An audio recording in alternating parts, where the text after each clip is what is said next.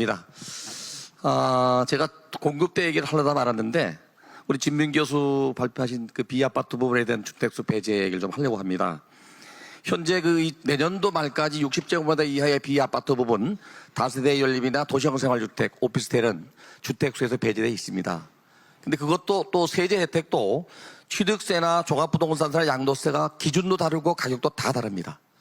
취득세는 그 수도권이 1억 원 이하의 시가 표준액 기준이고요.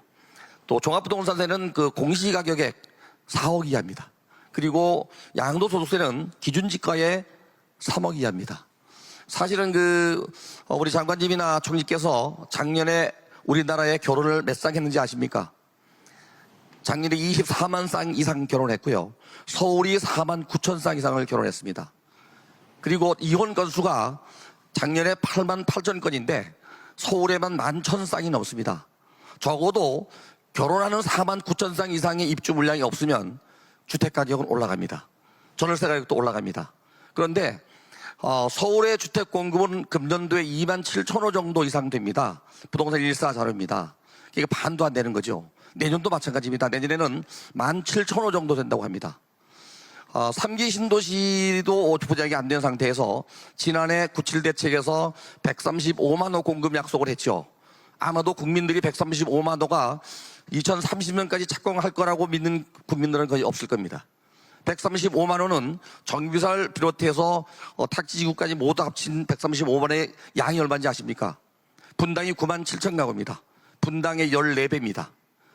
2030년까지 분당의 14배를 공급하겠다는 것은 참 좋은 계획입니다. 중장기 계획으로는 좋은 계획인데 단기주택 공급 정책이 없습니다.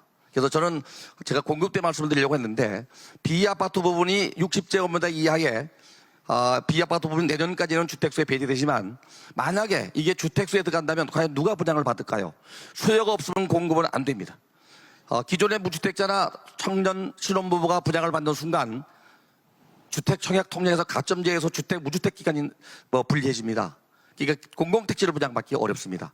또 하나 기존 주택자가 만약에 분양을 받으면 다주택자가 됩니다.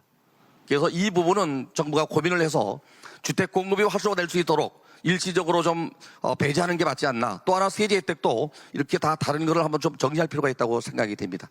네, 감사합니다. 네, 감사합니다. 싶었는데 공급은 지나갔고요. 금융에 대해서는 이제 두 가지를 말씀드리고 싶습니다.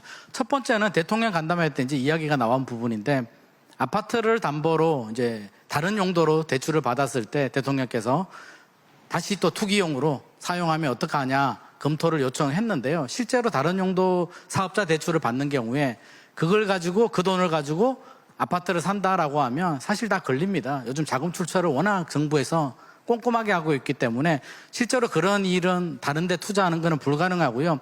여기에 대해서 한도를 줄인다든지 뭐 다른 규제를 하게 되면 선량한 분들, 예를 들어서 아파트를 담보대출 받아서 직원 월급을 준다든지 자기 월세를 낸다든지 이렇게 사용하는 분들이 파산하게 됩니다. 그래서 이 부분에 대해서는 저는 실제로 다른 데 투기할 수 없다는 점은 이제 현재 정부에서 스크린을 잘하고 있기 때문에 괜히 잘못 건드렸다가 자영업자들, 중소기업 하시는 분들이 선의의 피해를 받을 수 있다는 점은 말씀드리고 싶고요.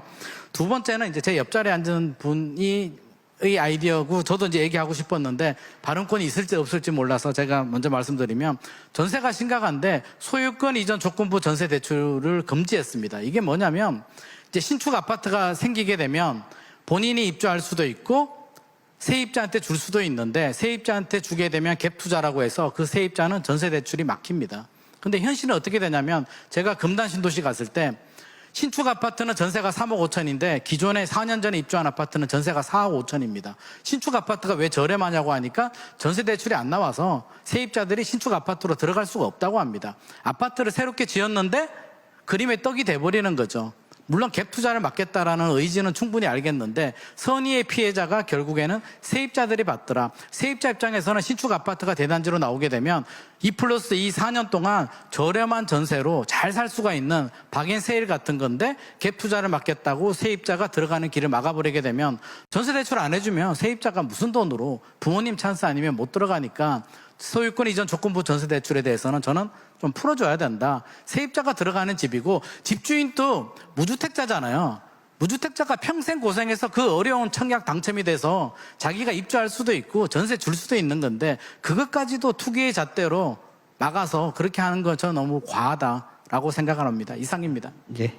세율이 2021년 6월부터 단일 세율로 1년 미만은 주민세까지 합치면 77%고요.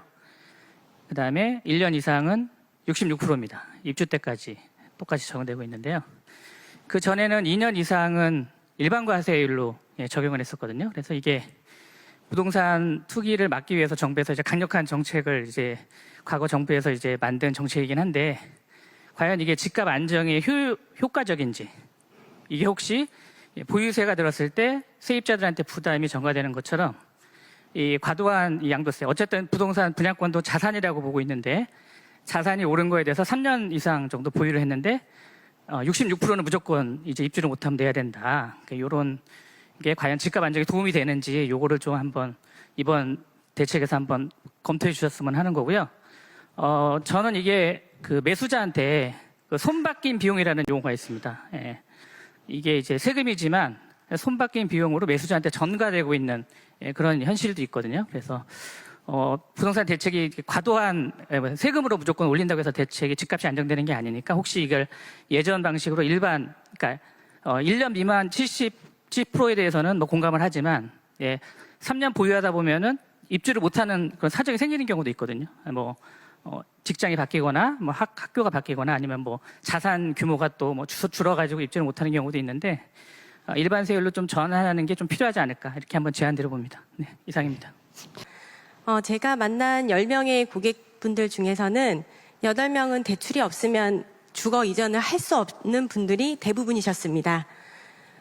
이분들이 금융적 지렛대를 사용하는 것이 부동산 투기가 되는 것은 아닙니다. 그러니까 지나친 대출 규제는 결국 주거 이전을 막는 그런 결과를 초래한다고 생각합니다. 또한 금융과 더불어 세제 또한 지금 보유세 인상이 불가피하다면 팔 수 있는 퇴로를 만들어주시는 또 양도세를 좀 완화해 주셨으면 하는 바람을 말씀드리고 싶습니다. 또한 그리고 여기 이런 조세를 많이 이렇게 보유세가 부담이 되다 보면 그런 부분이 결국은 조세가 전가가 될 수밖에 없는 부분은 이제까지 많은 시간을 두고서도 저희가 경험할 수 있는 부분입니다. 조세가 징벌적인 형태를 가져서는 안 될 거라는 생각이 듭니다. 또 아울러 기타 의견을 하나 말씀을 드리면 지금 부동산 정책, 세금, 금융 쪽에 집중이 되어 있다 보니 제가 현장에서 느낀 거 한 가지만 말씀드리겠습니다. 과거 정부 때 만들어진 임대차 3법이 있습니다. 거기에 보증금 6천 이상, 월 30만 원 이상이면 신고의 의무를 두고 신고를 하지 않으면 100만 원 이상의 100만 원의 과태료를 부과합니다. 이 정책의 실효성이 있는지 그 부분을 다시 한번 꼭 짚어주셔서 이번 정책 때 이 부분이 꼭 반영되어 개선이 되었으면 좋겠습니다. 이상입니다. 저도 뭐 대학원에서 석파서 이걸 연구해서 좀 알아서 말씀드리는데 이거 헷갈릴 필요가 세 가지입니다. 이 시장 안정 이렇게 못 박혀 있고요. 이 두 번째는 서민 주거 복지 향상입니다. 세 번째는 주거의 질적 개선으로 이 세 가지가 우리나라 주택법이나 세계의 주택 정책의 근본 목표. 근데 이 세 가지가 다소 좀 충돌할 수 있죠. 그래서 그런 면에 지금 좀 포커스를 한 목적성 있는 수단이 나왔으면 좋겠다. 이 시장 안정은 또 아시다시피 가격입니다. 월세, 전세, 매매, 그 다음에 거래 안정입니다. 근데 이게 지금 불안하죠. 제가 트리플 강세라고 그래서 월세, 전세, 집값이 동시에 오르니까 지금 대통령께서 이렇게 하는 정책의 방향은 옳다 하는 생각을 가지고 두 번째는 원인입니다. 이 원인이 정확해야 해법을 찾을 수 있다는 건 다 알지 않습니까? 제가 발견한 거는 공급 부족이 가장 큽니다. 얼마나 부족할까요? 나라 전체로는 103.6% 부족하지 않습니다. 근데 서울이 가구가 421만 가구, 주택이 397만 주택이 있습니다. 그러니까 장관님은, 김덕 장관님 잘 아시겠지만 이게 25만 가구가 부족한 게 이 전세난을 일으키고 이걸 못 채워서 지금 정부의 잘못은 아닙니다. 이 누적된 결과고 매년 4만 정도의 아파트가 신규로 공급이 되어야 적정한데 지금 작년에 3만 7천, 올해는 2만 7천, 내년에는 1만 5천 가구로 이렇게 줄어들 것으로 이렇게 예상이 됩니다. 예, 그러니까 굉장히 심각하죠. 그래서 지금 그 문제를 좀 말씀드리고 서울의 수도권 합하면 한 40만 채가 좀 부족합니다. 이걸 어떻게 빨리 채울 것인가. 이 문제가 있고요. 또 하나는 공사비 급등 문제입니다. 예, 그래서 공사비는 제가 뭐 다시 부연하지 않겠습니다. 이거 일본의 사례를 보면 해결했습니다. 예, 중국과를 통해서 자재를 싸게 시멘트, 철근, 목재를 싸게 해서 이렇게 해서 해결했고 우리나라는 또 하나는 인건비 문제인데 해외 기능 인력을 좀 우리가 좀 쿼터제가 있습니다. 좀 길게 못하는데 그래서 이 기능 인력을 정부에서 폴리텍 대학 같은 데서 좀 기능공을 양성해서 준다면 요즘 공사 현장에 가면 저 같은 노인들이 일을 합니다. 이러니 재해도 발생하고 효율도 안 납니다. 네, 그거 다 아시는 내용이어서 좀 실질적인 이런 것들을 정부가 총리님이 계시니까 근데 이 부처 칸막이 때문에 지난 정부에 여러 번 건의를 했는데 해결이 안 됩니다. 그래서 지금 정부는 오늘 총리님께서 하시면 가능할 거다. 이렇게 유동성 문제가 있고요. 투기 수요가 있습니다. 지금 정부는 투기 수요를 잡는 데 방점이. 근데 투기 수요가 얼마나 될까요? 예, 통계와 지표를 보면 2주택자가 한 10% 이상이 됩니다. 10%. 그 다음에 3주택자가 1%입니다. 그러니까 일단 주택수로 보면 한 10% 정도가 좀 자산가치 상승을 노린 투기 수요가 아닐까. 통계적으로는 그렇게 추정이 됩니다. 그러니까 이걸 잡는 정책은 옳다. 자, 이제 대안으로 가겠습니다. 예, 오늘 고윤철 부총리님 모시고 말했습니다만 저는 보유세는 높이되 이거는 글로벌 기준, 선진국가 글로벌 기준이 분명히 말해줍니다. 낮습니다. 그러니까 올릴 필요가 있고 다만 양도소득세는 좀 낮춰줬으면 좋겠습니다. 이게 테러를 열어주지 않으면 과거의 경험을 보면 결국 매물 잠김이 생기고 버티고 정권은 4년 남았고 버티기는 10년 할 수 있거든요. 표현이 좀 지나침을 좀 이해해 주시기 바랍니다. 그런 의미에서 세제는 그리고 고가주택은 한 40억 이상이 됐으면 좋겠습니다. 근거는 46억 되는 집값수가 보니까 한 1%를 차지합니다. 그래서 저는 고가 금액을 정할 게 아니라 구윤철 부총리께 좀 건의드리면 전체 주택의 한 3% 이내, 그러니까 법으로 정하더라도 금액을 정하면 가격은 늘 올라갈 수도 있고 내려갈 수도 있습니다. 그래서 저는 전체 주택의 한 3% 이내가 고가주택으로 이렇게 하는 게 좀 정석적이 아닐까. 그리고 세제 개편을 하면서 4년을 바라보지 말고 저는 한 10년을 봤으면 좋겠습니다. 이 세금을 자꾸 징벌적으로 왔다 갔다 이렇게 하는 거는 조세 저항도 있고 정가도 있고 시장 혼란도 있고 조세에 대한 조세는 굉장히 신성한 의무잖아요. 네, 이 부분에 마무리 좀 네, 그렇게 하겠습니다. 예, 제가 좀 짧게 하겠다고 했는데 부연 설명이 좀 필요해서 그리고 김영덕 장관님께 두 가지를 건의드립니다. 이제 마무리돼야 되는 하나는 뭐냐 그러면 선진국은 보면 주택이 얼마나 부족한가가 매년 나옵니다. 이게 연차별, 지역별 계획입니다. 이걸 액션 플랜이라고 하는데 이렇게 장기 플랜도 필요합니다만 매년 정부가 이재명 정부가 매년 부족한 공급을 매년 어느 지역에 생활권별로 어떻게 공급하겠다. 근데 선진국은 이걸 다 합니다. 근데 우리는 안 하고 있는 것 같습니다. 장기 계획만 있습니다. 그러니까 이게 실행이 안 돼요. 그리고 우리 무주택 세입자 입장에서 아까 서민주거복지 관점에서 보면 얼마나 기다리면 내가 집을 가질 수 있을까? 이게 꿈과 계획을 세울 수가 없어요. 예, 이런 면이 굉장히 좀 아쉽다. 그렇게 좀 해달라는 좀 말씀을 좀 드리고, 그러니까 공급의 연차별, 지역별 계획을 좀 꼭 만들어 주기를 바라고, 아까 말씀드린 대로 좀 원가를 좀 낮추면서 우리 국민들이 미래의 계획을 좀 세울 수 있도록 그런 방향으로.